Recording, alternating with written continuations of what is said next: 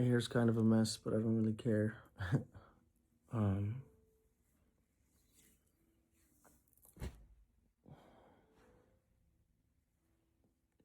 been having a lot on my mind recently, but um, kind of wanted to talk about sleep paralysis.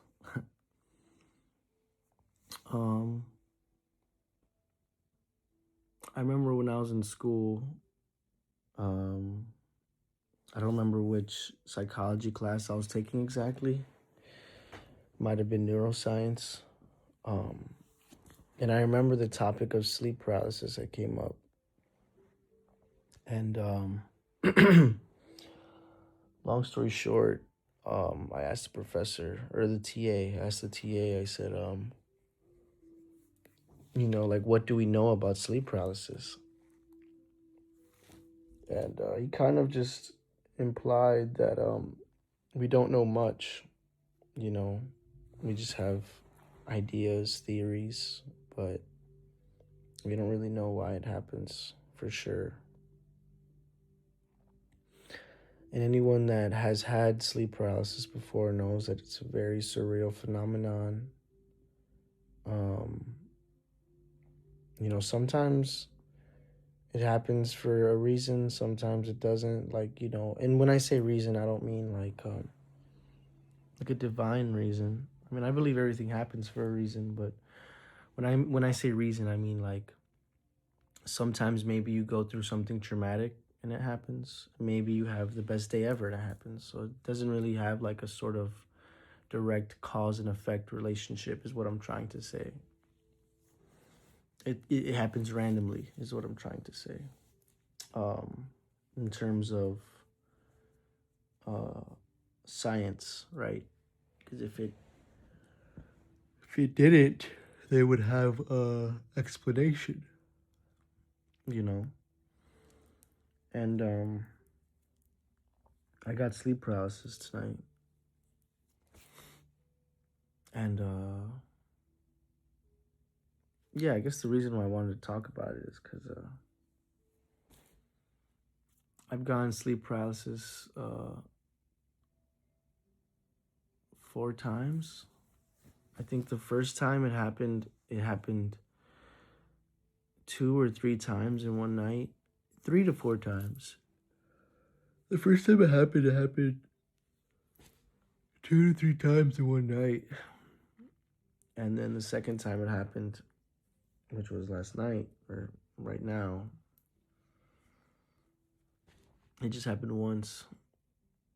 And I remember the first time it happened, the reason why I got it so many times in one night was actually my own fault. Because I tried to beat it, I tried to overcome it on my own. I remember being so angry when I woke up, so angry at my fear. Um,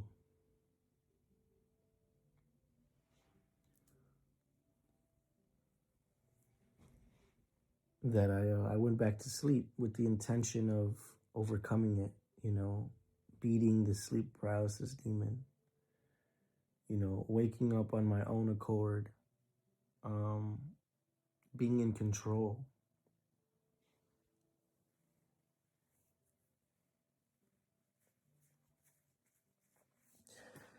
And it happened again and again. The first time it happened, I remember seeing a figure in the corner of my room. Um, and I had so much fear, because I couldn't move. If you've had sleep paralysis, you can't move. You're awake, but you can't move. Um, I just had so much fear, you know, fear that I've never felt before.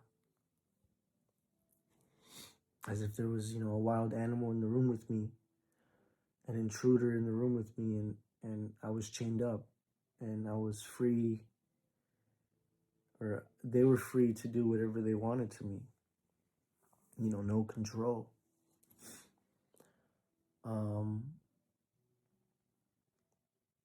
and I remember waking up again, not on my own accord. Like it just kind of felt like it just happened.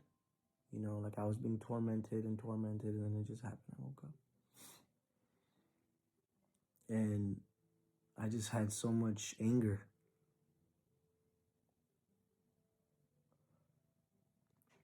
I don't know directed towards what exactly. Maybe myself, God, one and the same. I'm not saying I'm God, but if you know what I'm saying, you know what I'm saying. Um, I just had so much anger. And so I went back to sleep on purpose with the intention of beating it. And I just remember, I remember like a weight on my face, like while I was awake. It just felt like I knew it was gonna happen again. And the reason I knew it was gonna happen again was because usually when I go to sleep, it's like, I toss, I turn. I don't ever go to sleep immediately unless I'm extremely exhausted. And it just felt like, I woke up, heart palpitations, anxiety, And when I decided to fight it, go back to sleep to fight. Mind you, not going back to sleep, but to fight this sleep paralysis. I just felt like a weight closing my eyes, and I fell back to sleep instantly. And this time, same thing happened, except it was closer, and my fear was greater, because it was closer to me.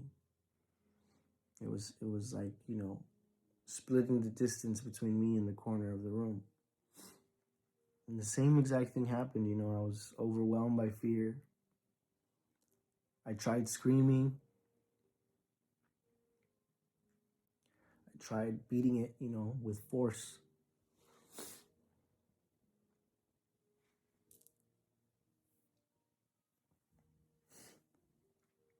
I tried regaining control. And, it didn't work. Didn't work. And so, same thing, I was overwhelmed by fear. And I woke up, not because of my own accord, but it just happened that way, just happened to wake up, maybe from extreme fear, maybe, like when you awaken from a nightmare, something like that,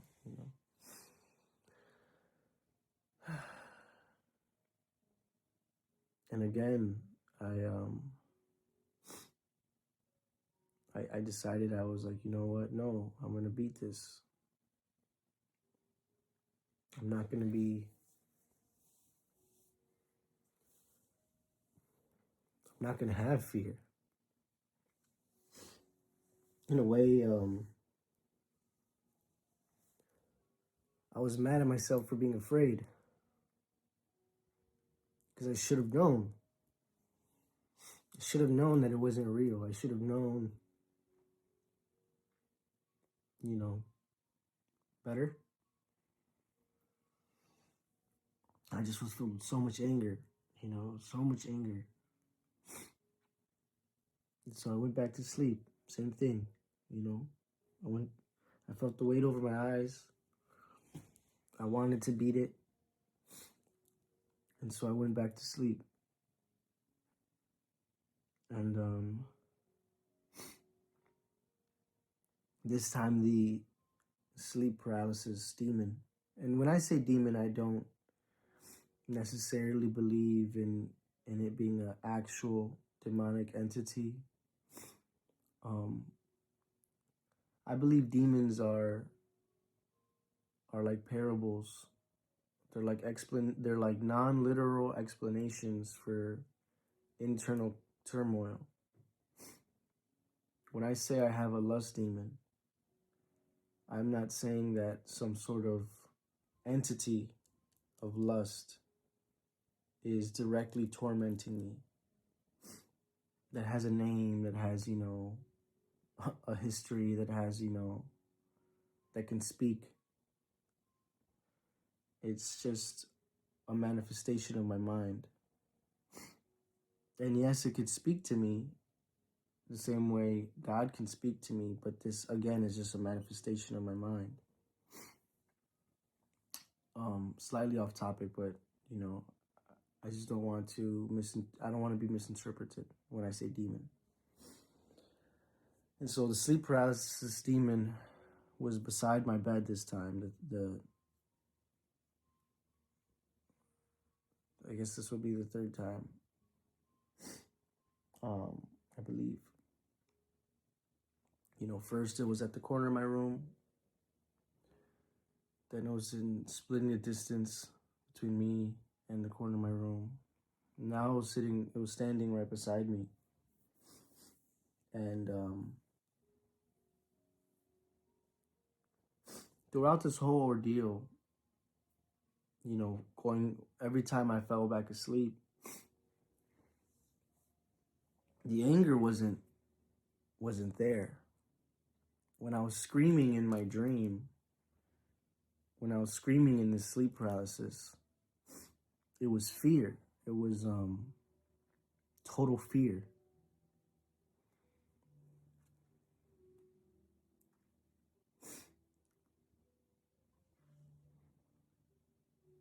Again, fear is a lack of control. Fear, period. Just absolute fear. And each time it got closer, I screamed louder in my mind because I was paralyzed. I kept screaming louder and louder and trying harder and harder. And when I would wake up, I would get angrier and angrier.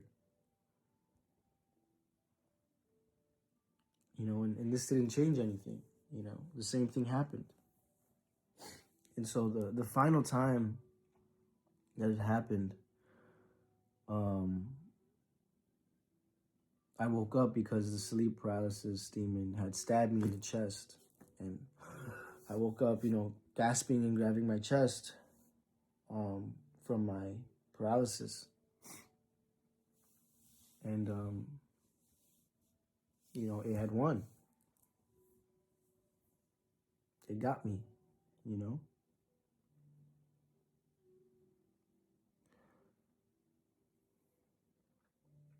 It had control over my emotions, anger, fear.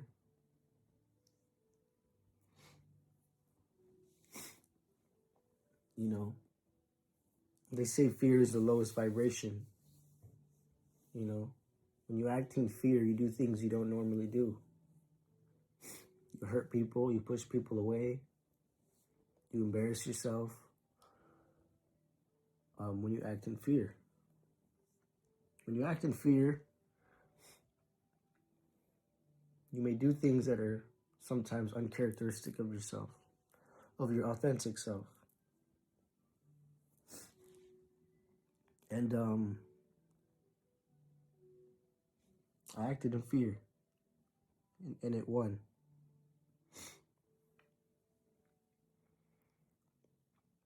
And I haven't had sleep paralysis since then until tonight.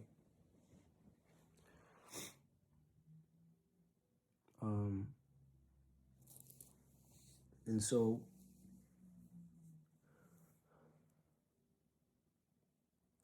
fear is normal. It's normal for us to feel fear. Same as anger, same as, every other emotion. When it comes to spirituality,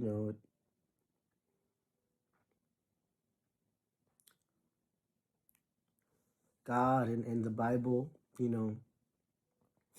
never tells us to not feel emotion, Jesus wept. Jesus had fear, you know, when the Romans came to him. You know, he knew they were coming, but before they came to him, he pled. You know, he pled to God. He said, please, there's another way. You know?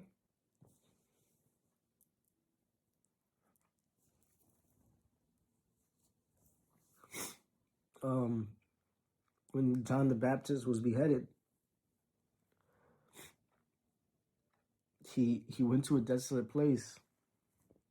He needed to be alone. He needed to mourn. You know, emotion is real.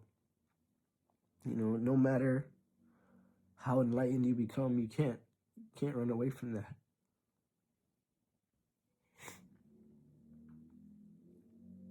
Well, then how do you transcend that? Well, tonight it happened again. And again, I don't know if there's a direct cause and relationship to sleep paralysis, but recently I've been having a lot of fear.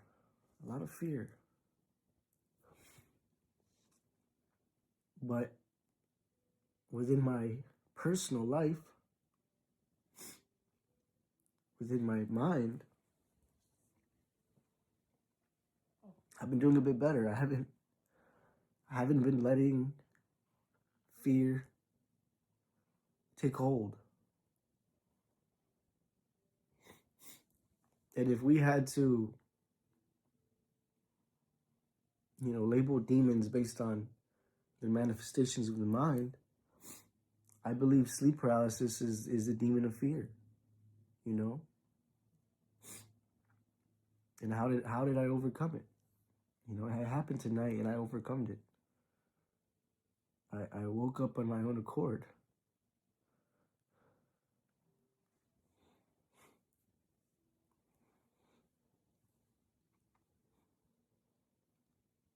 Like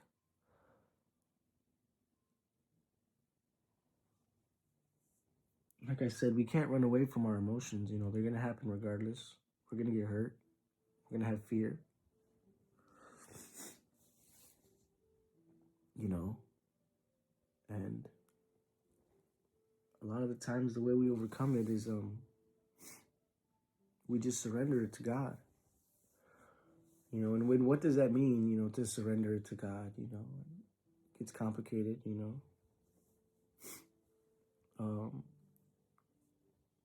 When I say God, I don't mean some person in the sky, you know.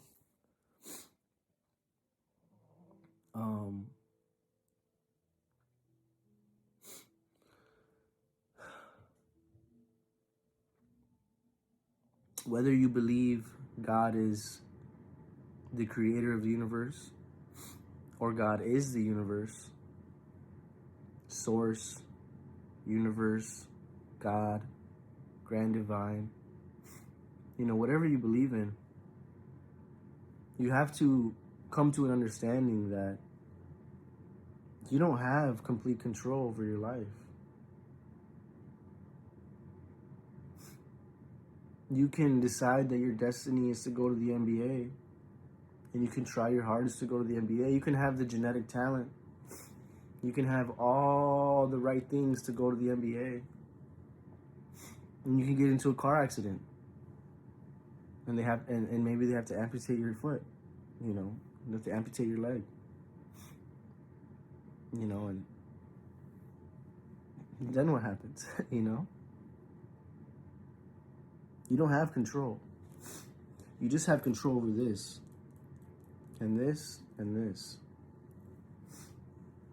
Your mind, your body, and your passion, your heart, your fire. That's all you have control over. And maybe your fire was the NBA, you know, and your hands were working towards the NBA, and your mind was focused on the NBA. But You know, that doesn't mean you're going to get to the NBA. You know, nothing is guaranteed in this life.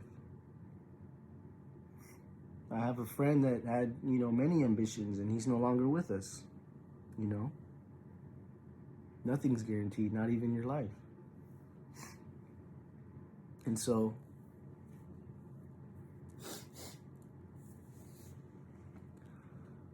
surrendering to God.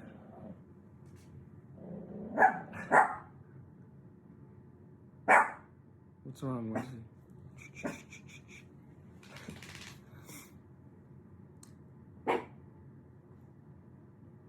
Surrendering to God.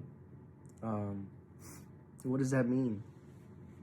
Well, if God is in control, right? And when I say in control, I mean it in whatever sense that you take it. Whether you believe that it is a person in the sky that is manipulating things, whether you believe God is the universe and he's math and algorithms and causes and effects, whatever you believe, science, theology, it doesn't matter. At the end of the day, you're not in control of everything. You're just in control of this, and this, and this. And so when I say surrender to God, all I'm saying is surrendering your control, your need to control things that you can't control. If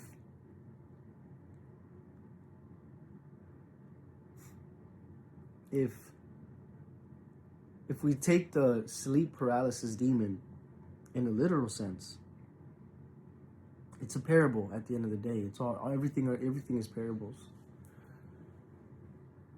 And if we take the sleep paralysis demon in a literal sense, there was an intruder in my home and I was bound up.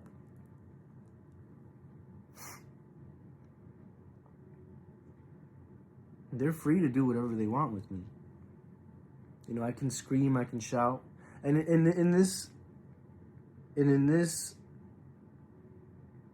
analogy, let's say that I have no way out, right? I could scream, I could shout. That doesn't change anything. All it changes is that maybe in my final moments I'm filled with fear. I don't have control over this. I lost control. In my ability to gain control, I had lost it. A lot of times in spirituality, things are flipped. Everything is, what's the word? Counterintuitive. When you want something, you have to let it go. And when you chase something, it runs away, you know? A lot of things are counterintuitive. But the point I'm trying to make is that if I want to regain control, I have to release control and accept that anything can happen. Okay? I release my fear. And let me get to that too. Fear is like I said, is natural. It is normal. But part of surrendering that fear to God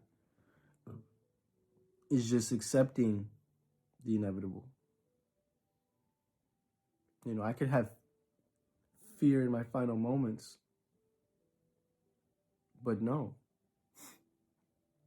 Once I release that fear, once I surrender it, it just goes away. You just accept the inevitable. You know, one image that keeps coming up into my mind is there's a video of a jaguar that had caught a baby monkey. And, you know, instead of shouting, instead of fighting, you know, it just bowed its head and accepted it. You know, and to me, you know, that takes courage. You know, and courage is not not having fear. It's just doing things in it's doing things in fear. It's accepting the inevitable. That takes courage. It's also acting, you know, because one thing I wanted to get at too was that in this analogy, there's no way out. You know, the the claws are latched onto your skin. The jaguar's teeth are around your neck. There's no way out. But oftentimes there is a way out. And even if you wanted to find that way out, there needs to be a release of fear. You need to surrender your fear to God. When when James Bond, is getting tortured, I'm sure he feels a lot of fear. He's human. But he's trained his mind to accept any outcome for the sake of his country. He's not going to reveal secrets. For the sake of his loved ones, he's not going to reveal secrets. He's not going to succumb to the fear. He accepts that in that moment, maybe he'll die, Um, granted he's human too. There's, I'm thinking of a scene from, I don't remember which movie, but he's getting like tortured in a pretty savage way. He's like screaming like, I'm gonna kill you, like I'm gonna get you for this, and the reason I bring that up is because if you do know the movie, you might be like, oh well, that goes back to the anger that I was bringing up earlier, and maybe it's not the best analogy. Again, we're all human. There's no right way to go about it. There's multiple ways to skin a cat. Um,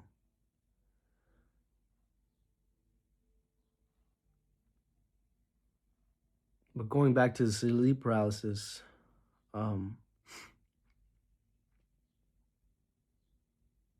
as I was sleeping, it was only one dream. It was only one paralysis. And the demon was, this time, actively moving closer to me. And I was filled with immense fear. If you want to get technical, this is more fearful than before. Before I wasn't seeing it move. It was just getting closer to me. It didn't move until the very end when it struck me. This time it was moving towards me and I felt immense fear. And the way I woke up is I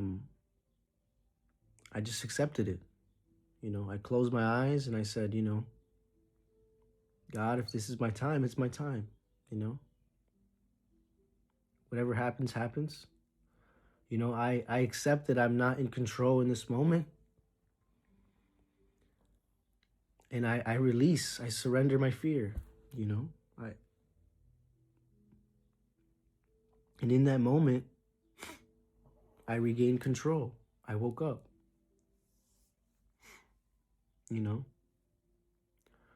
Going back to things are counterintuitive. Like I said, when you release that fear, you get control back. You can't fight fear. You can't fight your emotions. They're real. They're there for a reason, They wouldn't be there if they weren't there for a reason, But the way you overcome it is by accepting it, not by pushing it away, not by screaming at it, not by getting mad at yourself for it. I'm such a coward. I have so much fear. Like, no, we all have fear, Mike Tyson, one of the, meanest persons, in the ring, he was so ferocious because of fear. We all have fear. Whether it be physical, mental, emotional, we have fear. And once I released it, The control felt peaceful. It didn't feel the control didn't come from a sense of ego. Of I need control because I just need it. It just came from a sense of peace. I have control, just because, I just have it. It's just because I accept, anything that comes to be. In a way that is control. It's like when it comes to detachment, when you want something, that's when you're sad that you don't have it. If I want a cookie, that brings me suffering because now I am suffering because I don't have a cookie. Whereas if I'm detached from the cookie, and whether I have it or I don't, it doesn't change anything. I might get joy when I have that cookie, but when I don't have that cookie, it doesn't matter. And in this context, like when I regained that control, like it didn't make me feel like I was on top of the world. It didn't make me feel like I had won over this demon. And I mean I did, but like it didn't feel boastful. It just felt peaceful. Like, oh, of course. You know, why would I expect any different? I don't know. But I think that's all I have for today. Um, Peace and control comes from surrender. Peace and control comes from surrender. Fear needs to be surrendered. You know, and when I say surrender, I don't mean surrender to the fear or surrender to the anger, surrender to the lust, surrender to the greed, to the pride, to the gluttony. Because that means you're just allowing it to happen to you. You're just, or not allowing it to happen. You're allowing it to happen to you or through you, if that makes sense. Like if I'm surrendering myself to fear, that means in a literal, not a literal, a literary context, like, with words, surrendering to fear means I'm allowing fear to take control. No, what I'm saying is you're surrendering that fear to God. You're surrendering that lust to God. You're surrendering that anger to God. You're saying, I don't need to control this because there's just a divine way of things happening. When I tried to control my lust, I would just fall through the same loops and the same cycles, and I'll do research, and I'll like try so hard to control it, and when I just kind of released my control and was just like, God, like, help me, you know, show me, guide me, you know. The reason it's important is because a lot of the times when we're stuck in these cycles of sin and cycles of fear and, X, Y, and Z and the third, their reactions, their trauma responses, you know. Um, and we don't see it that way. We see it as like, I chose to do this. I chose to do this. And in a way, you are choosing. I don't want to, make excuses for anybody. But there's a complex network of trauma and algorithms and psychology that goes into a lot of the reasons why we make our decisions. And when you surrender it, oftentimes you end up breaking a lot of these chains of trauma, of reaction, you know. when I surrendered my lust to God, it didn't give me freedom to do whatever I wanted. It just released the shame attached to it. And once I release the shame attached to it, I can start doing a lot of the inner work needed to break those traumas and to break those chains. And this is why we say, God help me, not God do all the work, Like if you surrender it to God, that's not saying he's going to fix it for you. That's just saying I'm not worried about figuring it out. I'm not worried about control. It goes back to control. I'm not worried about controlling my lust. You know, you kind of remove your emotional attachment to it in a way. You know, and once I surrendered my lust to God, that's when I started to make big changes. I released a lot of shame. I would slip up, and when I would slip up, instead of that causing a chain reaction of traumas where I would indulge in, you know, in drugs and I would fall into depression, and it would create a cycle of things. I would just repent. I would release that shame, and I would learn from it. Because a lot of it is, it's you got to do the work at the end of the day. God is just going back to the demon analogy. God is just a manifestation of this. God is, a manifestation of the universe, of the things we don't see. You know, that's really it. You know,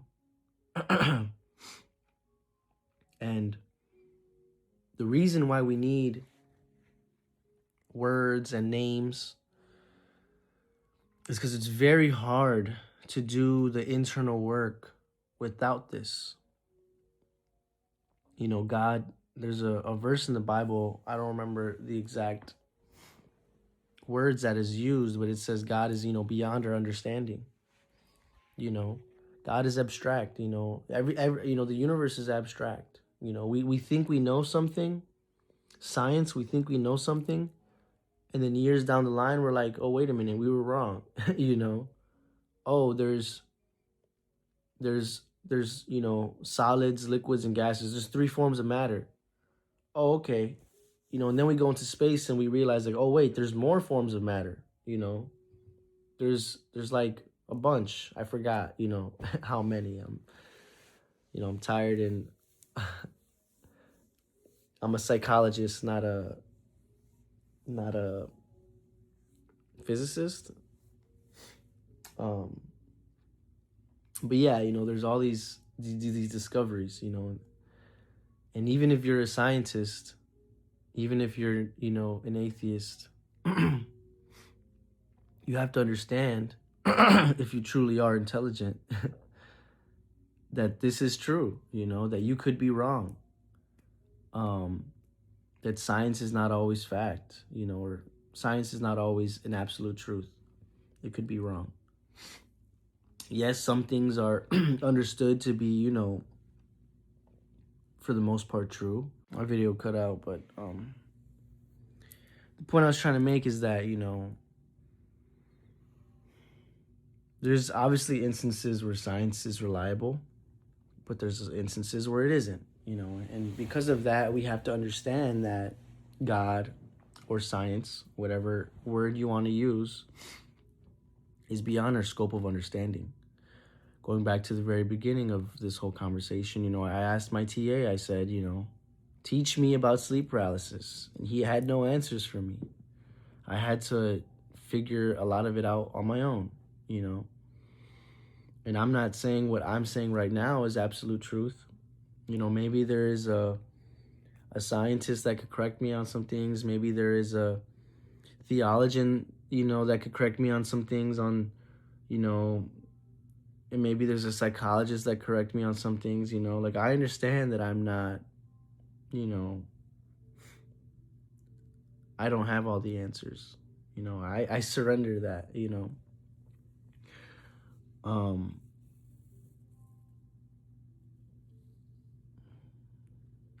kind of lost track of what I was trying to say, you know, the video cut out and I lost track, but I think that's a sign to end it. Um but yeah, you know, surrender, you know. I hope you guys you know, are blessed with what you need, not what you want. Whether that is peace, joy, or suffering, you know. I could get in that in another video, but suffering is not all bad, you know. Suffering is good, you know. It's exercise of the spirit. But yeah, I wish you guys all what you need. I wish you all laughter, tears, and life, you know. I love you guys. And if you, you know, struggle with sleep paralysis, hopefully this helps. And if you are starting your walk with God, I hope this helps. You know.